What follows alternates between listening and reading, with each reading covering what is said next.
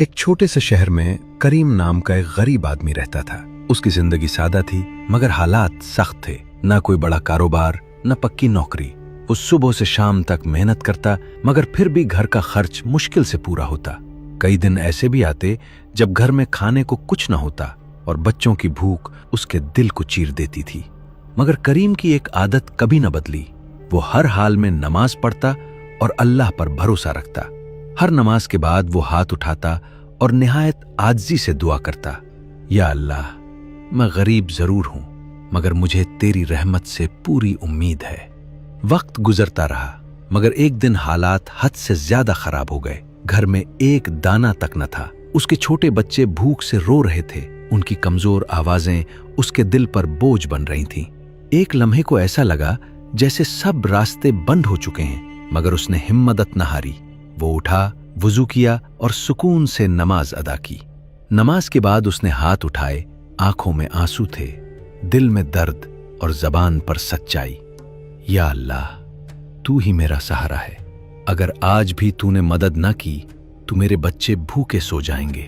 یہ کہہ کر وہ خاموش ہو کر بیٹھ گیا، جیسے اپنے رب کے فیصلے کا انتظار کر رہا ہو۔ کچھ ہی دیر گزری تھی کہ دروازے پر دستک ہوئی۔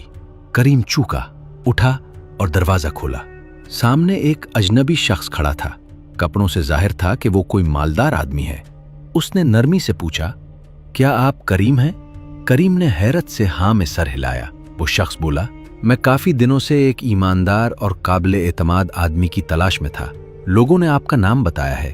اگر آپ چاہیں تو میرے کاروبار میں کام کر سکتے ہیں۔ میں آپ کو اچھی تنخواہ دوں گا۔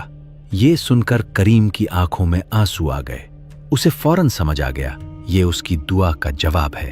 اس نے دل ہی دل میں اللہ کا شکر ادا کیا اور اس پیشکش کو قبول کر لیا۔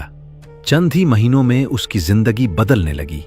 گھر میں رزق آیا، بچوں کے چہروں پر خوشی لوٹ آئی اور دل میں سکون بس گیا۔ مگر ایک چیز اب بھی ویسی ہی رہی، اس کی دعا۔ اب وہ ہر نماز کے بعد ہاتھ اٹھا کر شکر ادا کرتا تھا۔ یہ واقعہ ہمیں خاموشی سے ایک بڑی بات سکھاتا ہے کہ جب انسان ہر طرف سے مایوس ہو جائے مگر پھر بھی اللہ پر یقین قائم رکھے تو مدد وہاں سے آتی ہے جہاں سے گمان بھی نہیں ہوتا۔